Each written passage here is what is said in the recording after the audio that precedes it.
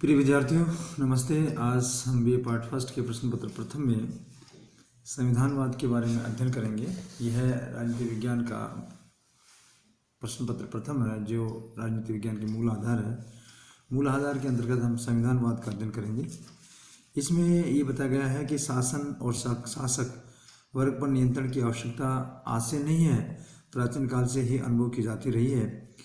प्राचीन काल से इस प्रकार के नियंत्रण नैतिक धारणाओं और धार्मिक उपदेशों, इसके साथ साथ औचित्य और अनुचित्य के सामान्य धारणाओं के रूप में लेकर चलती थी। लेकिन अनुभव ये रहा है कि उन सारी जो उपरोक्त प्रकार की धारणाएं थी, उनमें इस प्रकार का नियंत्रण की प्रभावशालिता स्वयं शासक वर्ग की इच्छा पर ही निर्भर करती थी।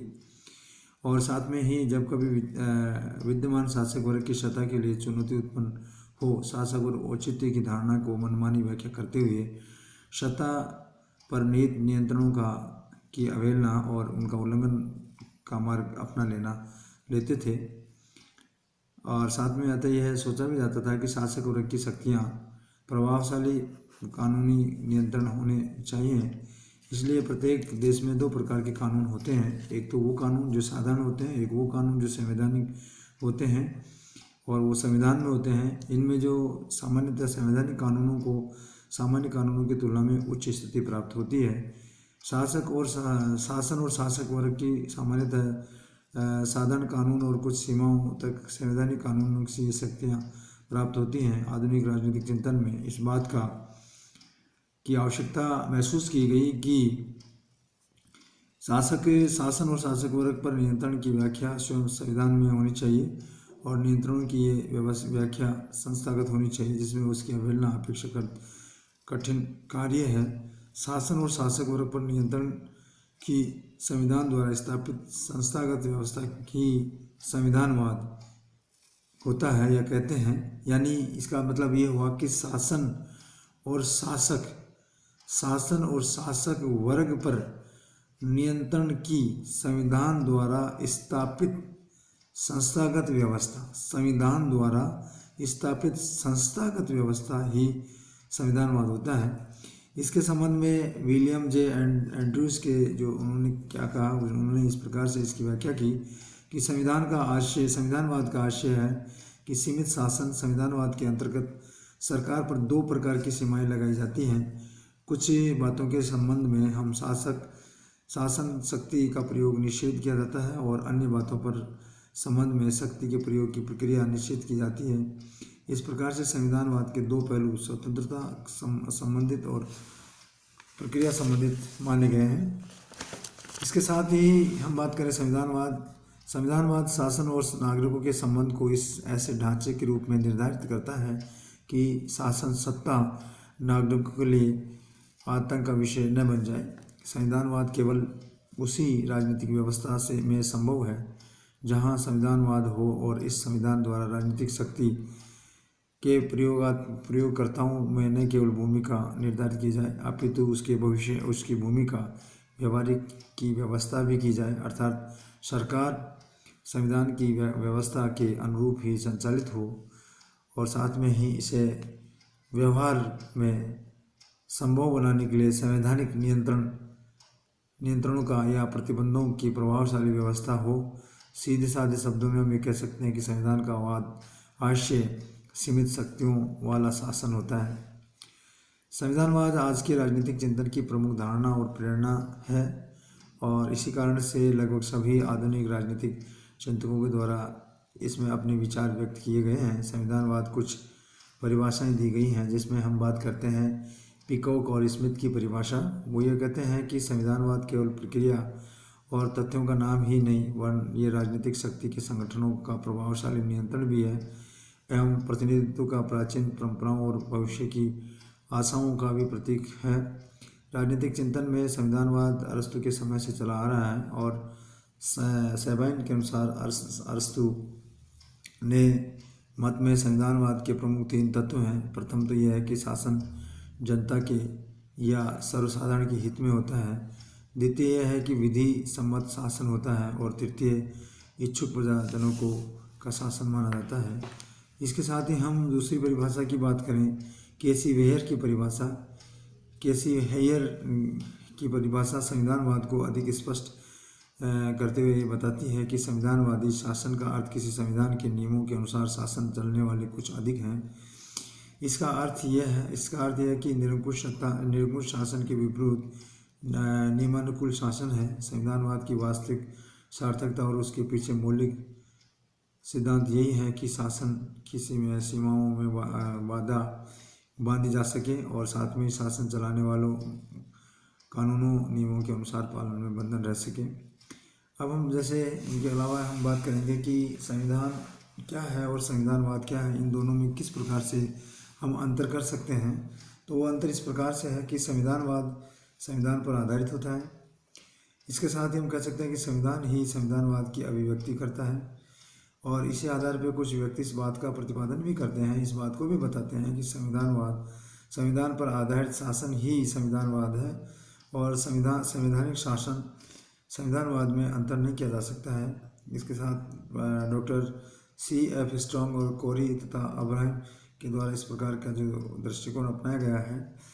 इसके साथ ही हम बात करेंगे C.F. स्ट्रॉन्ग के शब्दों उन्होंने क्या कहा, तो उसने संविधान के उन सिद्धांतों और समूह से की है जिनके अनुसार राज्य के अधिकारों साथ साथ नागरिकों के अधिकारों और दोनों के संबंध को सामंजस्य स्थापित किया जाता है। कोरी तथा अब्राहम इसके संबंध में लिखते हैं कि स्थापित संविधान के निर्देशों के अनुरूप ही शासन को संविधानवाद माना है।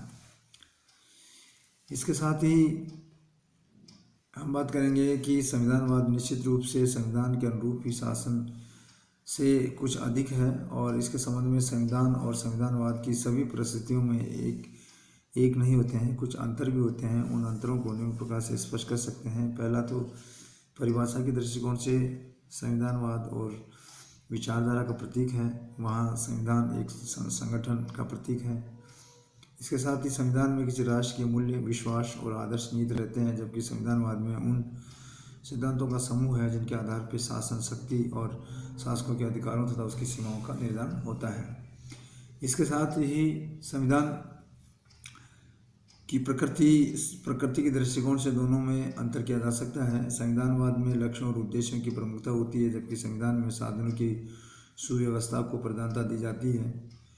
संविधान रूपी साधन के माध्यम से ही संविधानवाद के लक्ष्यों का प्राप्त करने की चेष्टा की जाती है। इसके अलावा उत्पत्ति की दृष्टि से हम देखें तो संविधानवाद सदैव ही आवश्यकता के रूप में विकास का प्रतिफल है और वहाँ वर्तमान समय में संविधान सामान्यतः निर्मित होते हैं जो औपचारिक संशोधनों या परंपराओं के विकास के आधार पर अपने आप को बदलती हुई परिस्थितियों की आवश्यकता के अनुरूप वो ढलते रहते हैं या बदलते रहते हैं या उनमें अमेंडमेंट होता रहता है। अगला जो अंतर है वो ये है औचित्य का। इसमें इसके आधार पर ये अंतर कर सकते हैं कि जहाँ संविधानवाद में आदर्शों के औचित्य और प्रतिमानों का मुख्य विचारधारा के आधार पर होता है, वहाँ संविधान औचित्य मुख्य तथा विधि तथा कानून के आधार पर ठहराया जाता है। इसके अलावा संविधान और संविधानवाद के में सबसे अधिक मुख्य अंतर इस दृष्टि से देखा गया है कि संविधान की तुलना संविधानवाद बहुत अधिक व्यापक है। संविधानवाद एक अंतर्भूतिकारी धारणा है, इंक्लूसिव धारणा है, लेकिन संविधान का एक उपमार्जक एक्सक्लूसिव धारणा है। एक देश के मूलभूत नियमों और कानूनों के संग्रह में को संविधान कहते हैं, लेकिन संविधानवाद नियमों और कानूनों का संग्रह मात्र नहीं है।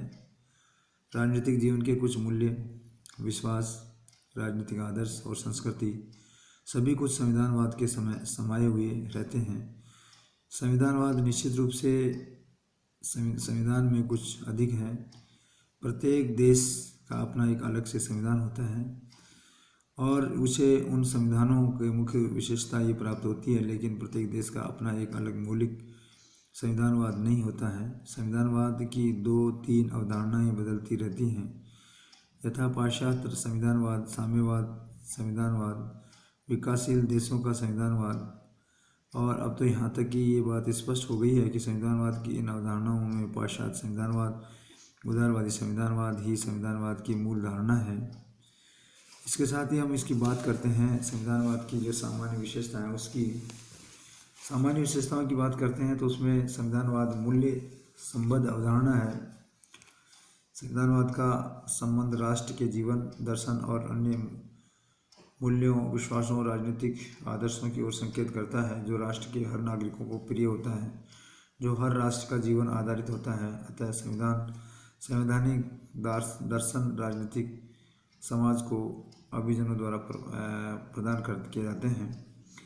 संविधानवाद संस्कृति से संबद्ध अवधारणा है। संविधानवाद की धारणा हर जगह उस जगह पर विशेष स्थान पर संस्कृति के संबंध पाई जाती है। हर देश के आदर्श और मूल्यों और विचारधाराओं में उस देश की संस्कृति पर ही उपज होती है। इसके साथ ही संविधानवाद गत्यात्मक अवधारणा है। संविधानवाद में विशिष्ट बातें ये बताई गई हैं कि इसमें स्थायित्व के साथ साथ गत्यात्मक यानी गति भी पाई जाती है।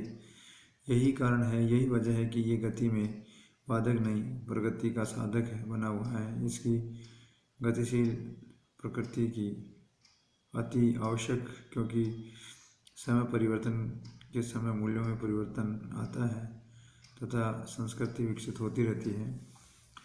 इसके अलावा संविधानवाद संभागीय अवधारणा है।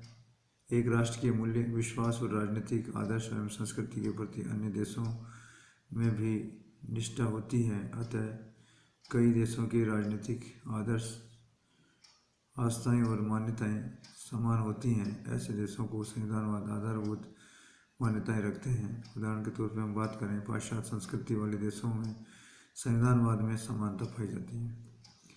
संविधानवाद साध्य के से संबंधित अवधारणा है। ये भी एक विशेषता है। संविधानवाद मूल साध्य से संबंधित अवधारणा है, किंतु यह साधनों की पूर्णता अवहेलना नहीं करता है। फिर भी संविधानवाद मुख्य लक्ष्यों का ही एक सूचक है। इस प्रकार से संविधानवाद साध्य प्रधान अवधारणा तो है ही, साथ में इसका आदर्श है और जिसे हम समाज साध्य के रूप में स्वीकार करते हैं। संविधानवाद संविधान में आधारित अवधारणा है। सामान्य परिस्थितियों में लोकतांत्रिक राजनीतिक समाज में मूल्यों और गत्यात्मक संविधानों का स्पष्ट उल्लेख किया जाता है। ऐसे में संविधान पर ही संविधानवाद आधारित रहता है। यही उन संस्थागत प्रतिक्रियाओं का संगठन या स्थापना करते हैं जिन्हें संविधानवाद का व्यवहारिक एवं वास्तविक बना देता है। संविधानवाद के लक्ष्य क्या हैं? हम लक्ष्य की बात करेंगे। तो लक्ष्य की बात करेंगे तो संविधानवाद की विभिन्न अवधारणाएं, चाहे वो पाश्चात्य संविधानवाद हो, चाहे वो साम्यवादी संविधानवाद हो, चाहे वो विकासशाली देशों का संविधानवाद हो, ये सब बदलाई जाती हैं। लेकिन आज संविधानवाद में मुख्य पाश्चात्य संविधानवाद पर आधारित है। इस दृष्टिकोण से संविधानवाद के मुख्य लक्ष्य इस प्रकार से हैं। पहला लक्ष्य तो है संविधान। यद्यपि संविधान का अस्तित्व संविधानवाद की ही कोई गारंटी नहीं है, लेकिन ये तथ्य कि संविधान के बिना संविधानवाद संभव नहीं है। संविधान संविधानवाद के लिए आधारित प्रस्तुति करता है। संविधानवाद शासन शक्ति को सीमित करने की संस्थागत व्यवस्था है। यह संस्थागत व्यवस्था संविधान की ही देन हो सकती है, लेकिन सैद्धांतिक दृष्टिकोण से संविधान लिखित, अलिखित, विकसित, निर्मित, लचीला या कठोर कैसा भी हो सकता है। लेकिन विकसित, अलिखित और परिभाषिक दृष्टिकोण से लचीलेपन संविधान लगभग बीते हुए समय की चीज़ बन चुके हैं। तो इसके साथ ही दूसरी जो विशेषता है वो जनता के प्रति उत्तरदायी या लोकतांत्रिक शासन की है। हमें लोकतंत्र को ही संविधानवाद या संविधानवाद को लोकतंत्र का समरूप मान लेते हैं। ये भूल नहीं करनी चाहिए। साम्राज्यवादी जर्मनी शायद ही लोकतंत्र कहला सकता है, यद्यपि वहाँ संविधानवाद का अस्तित्व, क्योंकि शासन सत्ता का प्रयोग कानून के अनुरूप होना चाहिए, न कि निरंकुशतापूर्वक माने जाने का ढंग से। दूसरी ओर हम बात करें, आज से कुछ वर्षों में लोकतांत्रिक राज्यों में जनता द्वारा निर्धारित सरकारें जिस प्रकार से मनमाने रूप से आचरण करती थी, उनके कल्याण में प्रत्येक लोकतंत्रकारी राज्य के संविधानवादी राज्य कह पाना संभव नहीं होता था। लेकिन लोकतांत्रिक और संविधानवाद परंपराएं समरूप न होने पर भी लोकतांत्रिक शासन संविधानवाद के ही पूर्व शर्त है। इसके अलावा हम बात करते हैं कार्टर हर्ज की। अगली जो विशेषता है वो विधि और सम्मत। अगला जो लक्षण है वो विधि सम्मत शासन और शासन सत्ता पर नियंत्रण की व्याख्या कहता है। इसके संबंध में अरस्तु के समय से ये विचार निश्चित ये मान्य था कि आदर्श राज्य में सर्वोच्चता की स्थिति किसी व्यक्ति को नहीं अपितु विधियों को ही प्राप्त होनी चाहिए। शासन विधि सम्मत होना चाहिए। शासन पर सत्ता पर ऐसे नियंत्रण की व्यवस्था होनी चाहिए कि शासक वर्ग द्वारा सत्ता का दुरुपयोग न किया जा सके। संविधानवाद का सर्वाधिक प्रमुख आधार विधिवत और सीमित शासन से है। सत्ता भ्रष्ट करती है और निरंकुश सत्ता पूर्ण भ्रष्ट कर देती है। मानव स्वभाव द्वारा आधारित ये अकाट्य सत्य है और संविधानवाद सत्ता को सीमित करने की व्यवस्था है। अब हम बात करेंगे मूल अधिकारों की व्यवस्था और न्यायपालिका की स्वतंत्रता।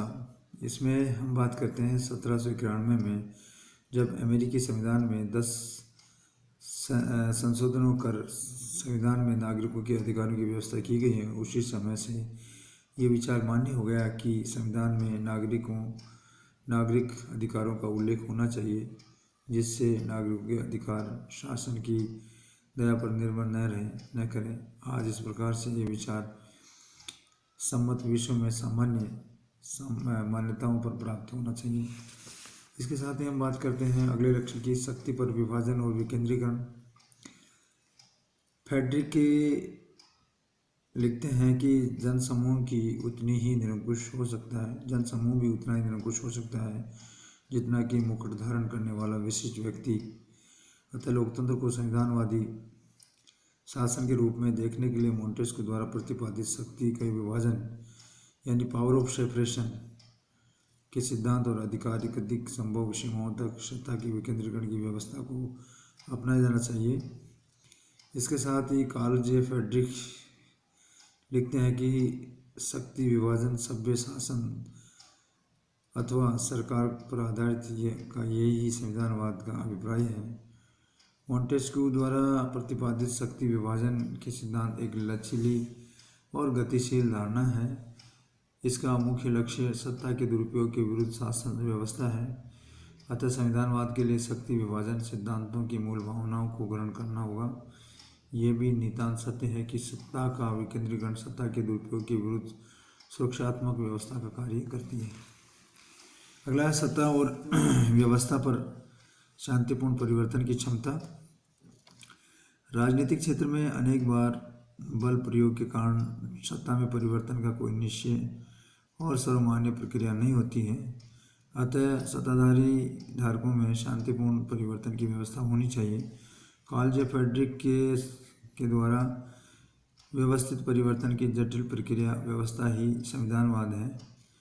इसके साथ ही हम अगला जो लक्षण है वो श्रेष्ठ परंपराएं और सामाजिक बहुलता का है। संविधानवाद के दृष्टिकोण से श्रेष्ठ सामाजिक, सांस्कृतिक, संवैधानिक परंपराएं और बहुलवाद का भी पर्याप्त महत्व है। यदि किसी समाज में सुव्यवस्थित परंपराएं हैं तो शासन इन परंपराओं की उपेक्षा करके जनमत को क्रुद्ध करने का साहस नहीं कर पाएगा। यद्यपि सामाजिक बहुलवाद समाज के विभिन्न संघों के माध्यम से शासन की शक्तियों की मर्यादा रखता है।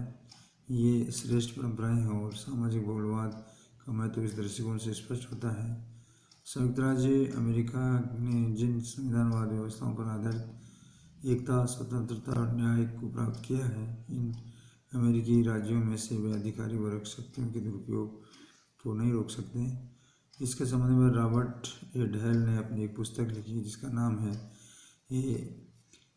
ए प्रीफेस टू डेमोक्रेटिक थ्योरी, जिसमें वो बताते हैं कि निर्वाचनों के प्रति उत्तरदायित्व के साथ नागरिक बहुलवाद बहुमत वर्ग द्वारा सत्ता के दुरुपयोग को रोकने का प्रभावशाली साधन है।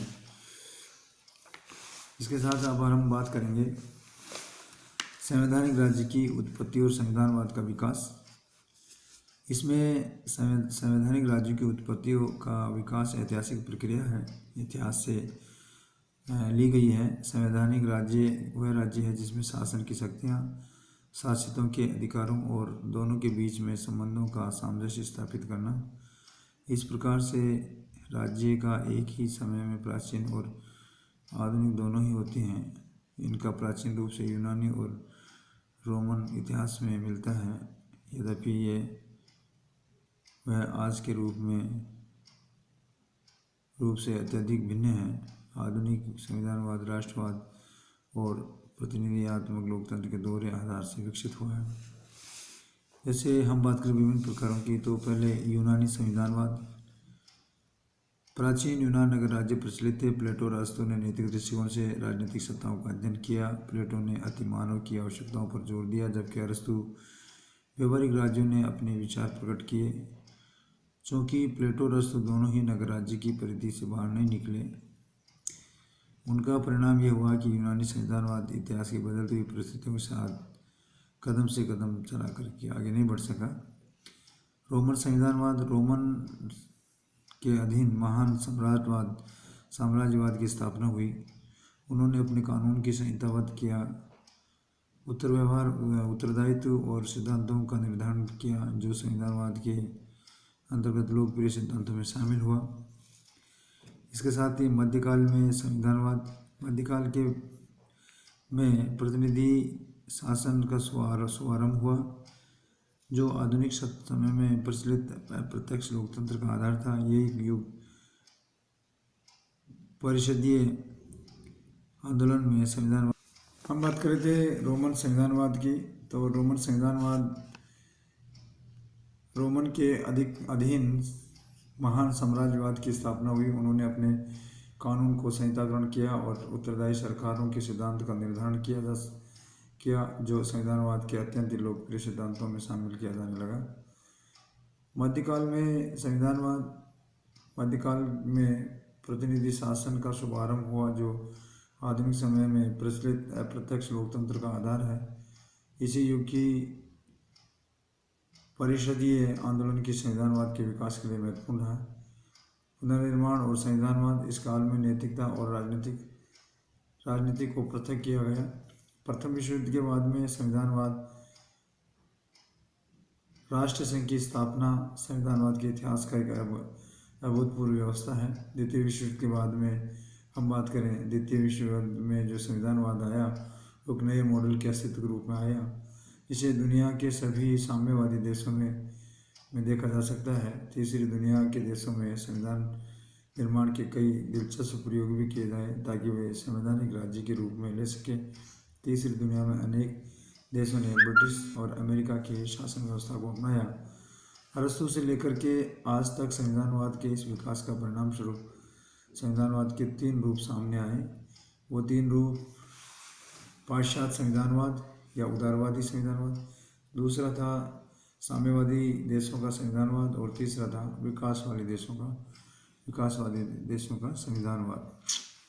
अब हम बात करें इन विभिन्न अवधारणाओं की, संविधानवाद की विभिन्न अवधारणाओं में। तो अवधारणाओं की जब बात करते हैं, तो ये संविधानवाद की जो पाश्चात्य अवधारणा है, या यूँ कहें कि उदारवादी लोकतांत्रिक तंत्रों की अवधारणा है, उसमें पाश्चात्य संविधानवाद साध्य तत्व व्यक्ति की स्वतंत्रता और साधन तत्व सीमित सरकार है। उदार लोकतंत्र में संविधानवाद एक प्रमुख आधार संस्थागत व प्रक्रियात्मक प्रतिबंधों के नियंत्रण सरकार है। ये प्रतिबंध ही राजनीतिक शक्ति और द्वारा व्यक्ति की स्वतंत्रता के हनन के बचाव की व्यवस्था करते हैं।